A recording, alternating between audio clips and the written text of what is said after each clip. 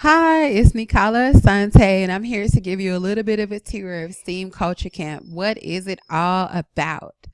So, the online camp is designed for ages 10 to 14. I've been working on it throughout the spring to get it ready for this summer.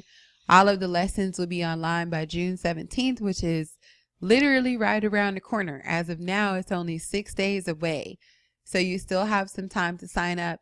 If you were signing up after June 17th, you'd still be able to do that. But signing up by June 17th would give you that full 8 weeks before, school starts back up.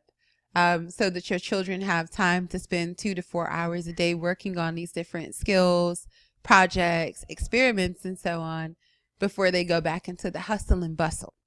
Set a great price of only $25 per week per family for the camp.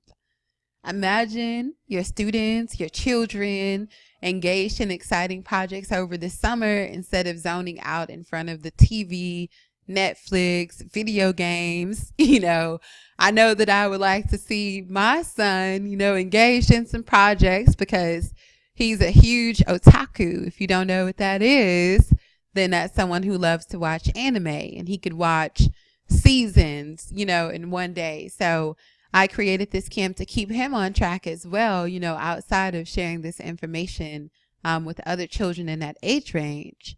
Teacher feedback will be provided on the writing assignments, on the submissions. Only the math is either student graded or parent graded because there's so much there that it would really be impossible to go over all of the math assignments.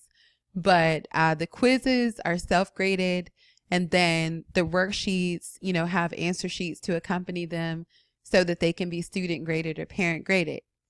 Then we have peer forums, entrepreneurship skills, digital tools. They will learn how to start an online business, for example. Gardening extensions, kitchen chemistry, doing some great projects there. Different opportunities, contests, competitions. So yes, I'm excited. I hope that you're excited. Coding is there, agriculture, environmentalism, visual art. All of this is there. So what does it look like once you actually sign up and you get inside the site? Let's take a look. So this would be week 1, and you see it's already divided into days. So you know what you have to do for the day. And your child can do this by himself or by herself. You don't need to be there to watch over them. However, if you do want to provide some support, then that's great too. Let's see. We're going to click Start Next Lecture. And we see here a Information here video so we that's can going understand the to problem. autoplay. We have 6 cars, You can hear a 10 little bit of vans, that. 3 people in each car. And I'm just going to pause that so that we can keep going. So this video, even though you see that it contains a word problem, it's about problem solving strategies, understanding the problem, planning for how to solve the problem, solving it, and then checking it. There are some external links that they can go to as well. And then we have a little quiz. Let's see. The first step is to be sure that I understand the problem. Is that correct? Yes, it is. So let's go on to critical thinking. In your journal, reflect on the following. What is one problem or need that you notice in your school or community? What are 3 solutions you can imagine for this problem? Now, they can either do this in their journal at home or they can submit it into the system. Either way is okay. And, it gets them thinking. Not just thinking in a sense of like, if you have, these 3 items that are like, then what is the 4th item? But in a way that connects to the real world, connects to their real life, and connects to things that they can really do for their families and for their communities. Okay, then we have writing. And so for day 1 of writing, they will be learning about similes and metaphors. And we know what those are, right? Similes are comparisons that use like or as, and metaphors don't. So, if we said her eyes were bright like stars, that's a simile. But if we said her eyes were stars, then that's a metaphor. And then they have some practice that they have to do as well, using similes and metaphors. There is more explanation here, more examples. And of course, we have to put that culture in, right? So they'll be checking out a poem by Langston Hughes. If I was to click this link, then it would take me to a man who is known in history as an awesome poet, playwright, and more. Yes, I would get a little bio video there about Langston Hughes, but I'm going to keep scrolling, and I see this poem, Dreams. Hold on to dreams, for if dreams die, life is like a broken winged bird that cannot fly. Hold fast to dreams, for when dreams go, life is a barren field, frozen with snow. What a beautiful poem. We also see that he used a simile, life is like a broken winged bird, and a metaphor, life is a barren field. So there we have our examples of similes and metaphors. And then again, we have our little quizzy quiz. So I say, okay, what is a simile? Is it writing out sounds like clank and woo? Well, that would be like onomatopoeia, right? So I'm going to put a comparison using like or as, and that's correct. I'm not going to go to the next question right now. If I scroll down, I get a picture of Langston so that I can know exactly what he looks like. And then I'll keep going. So then we have kitchen chemistry, and that's going to go down into showing not only the materials, but the experiment as well with the pictures and so on. Then we have agriculture, knowing the parts of a plant, flowers, seeds, leaves, stems, roots. Why do we need to know all of these things? Well, of course, if we're going to make some eucalyptus tea, then we're going to use the leaves. If we're going to make chamomile tea, then we're going to use the flowers. If we make spaghetti, then we may use some basil leaves. If we're making some great Caribbean food or Indian food, then we may be using the root from ginger. So we need to know these things because they're a part of our daily lives and they're important. Also understanding what plants need to grow. We know that plants need soil, water, sunlight, and that they also need certain nutrients. But we also have to be aware of the time of the year that we're planting. Also making sure that we have the right environment.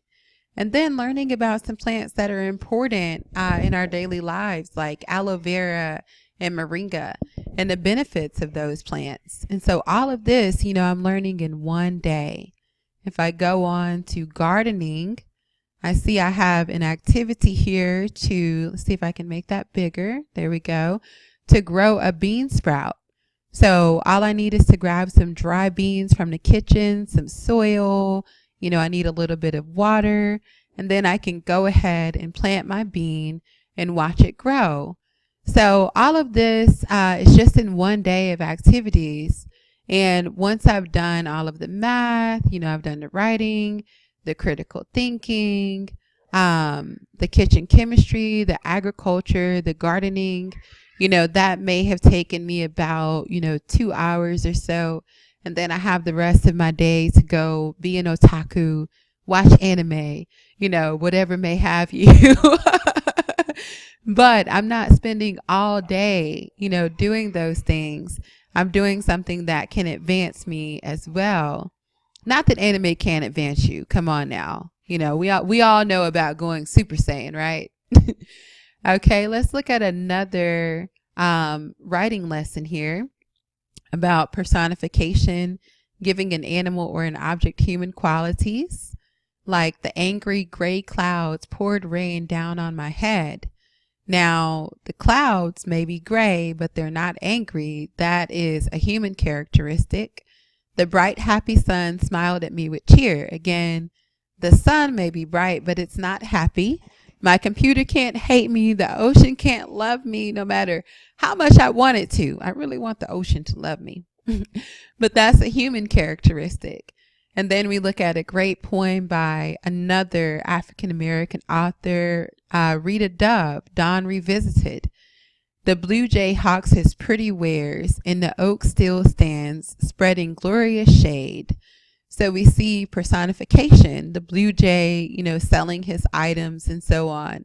That's personification. We get more information about that. We also get to learn more about Rita Dove. If we click this external link, then we have a little quiz where we're going to answer about personification. What is that? So I'm going to choose my answer and check it, and I see that my answer is correct. So outside of these things, they'll also be learning about digital entrepreneurship, which is related to starting various types of online businesses like in graphic design, book publishing, teaching online classes, ways that your youth can earn money for themselves. They can earn hundreds of dollars or even thousands of dollars per month with these skills. Also going into that African diasporic culture, learning about the Nguzo Saba, the principles of Ma'at, good character, and all of these great things, as well as learning about great people like Marcus Garvey, Booker T. Washington, Dr. Wangari Maathai, learning some coding as well, HTML, CSS, learning how to do barcode, to put together different online games. And, once they get good enough with that, they can actually sell those games as well. So that's another avenue for entrepreneurship. You have the option to get various STEM kits and have them to participate in that way as well. There is visual art, and then opportunities, contests and competitions, each week that they can participate in. So it's a full week of activities. So if they are really focused and they're, going through everything, in one sitting, that may take 2 hours. It may even take an hour and a half if they're kind of, taking their time with it, which is also great. Then it may take a little bit longer, and all of that is okay, because these are activities that are helping our children to retain skills that they'll need to have when they return to school, and also be introduced to new skills that they may not be introduced to in school. And none of us can do everything. Most people have to go to work. You may not have time to be able to go through all of these types of things, with your child every single day, for 8 weeks. But everything is already there for you, so you don't have to create it. You don't have to rack your brain. They can get on the computer for a couple hours and they can learn so much. And, I'm here for that. Teacher feedback. They can email me, they can reach out, and I'm here for that feedback. So, yes, this has been our little sneak peek of STEAM Culture Camp. So go ahead and go to the site www.steamculturecamp.com, or of course you can just put in steamculturecamp.com. Check out the site, check out the courses. 4 weeks, 6 weeks, 8 weeks. It's your world. Choose which one that you would like for how much time that your child has. There are products that you can purchase as well, various STEM products if you like to do that, so that you can have projects to do over the summer outside of what's already provided within the camp. Everything is there. So, yes, that has been our little tour. And if you have any questions, feel free to reach out to me. Otherwise, just go ahead and hop over to the site, steamculturecamp.com, click enroll now, and it will take you to where you can choose which one you would like. I'm going to choose 8 weeks, and I can see the weekly schedule there. And then I can just go ahead and enroll. And you see it has a built-in payment plan. And boom, I can go ahead and do that. Alrighty. So thank you so much for joining me for the tour. I look forward to seeing you on the other side, providing that teacher feedback and working with your students, working with your children. Peace and blessings.